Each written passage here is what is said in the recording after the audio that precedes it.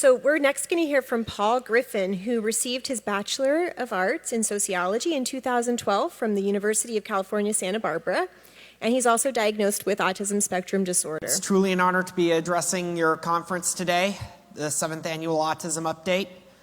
For those of you who have never seen me speak before, I've spoken at the Kegel Autism Center's PRT conferences, as well as out at SARC, the Southwestern Autism Research and Resource Center out in Phoenix, Arizona.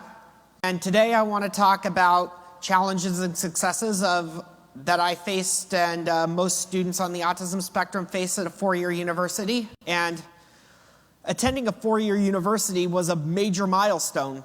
And there were people who thought I just couldn't do it. They thought I wouldn't be able to handle the work. But I was able to prove them wrong. And it was due to, one, self-determination, but also having people there to help me, people who believed I could do it.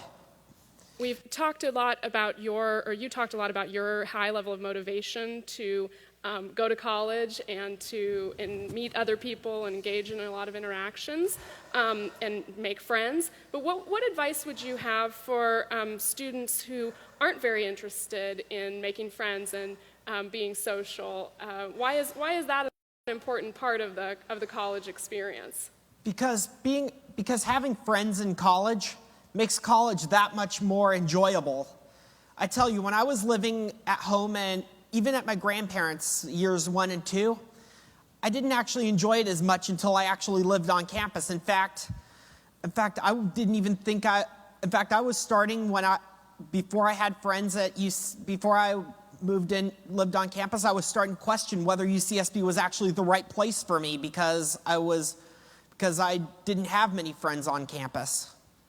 Yes, well, as you all know, I did have an IEP, and the IEP did provide for different supports from the district, but the IEP provided support such as accommodations on the tests. I was able to take them with a proctor in a separate room. And also, another thing because I had a hard time with math, I remember there was this one actually great teacher, Mr. Beaton, who ran a math lab. And I think all high schools should definitely have that. And he was able to provide tutors. He was totally in connection with the special ed teacher. Marcia Griffin, Paul's mother, and it sounds like she has a comment related to that last question. Paul really received a whole package of accommodations once he was clearly diagnosed. And one of the most important ones, I think, was finding an inclusion specialist to come into the high school. So when that happened, Paul went from essentially being in a resource classroom and going into mainstream classes, but his homeroom and all was a resource room. And he went from there to really having friends. They started a club around The Simpsons.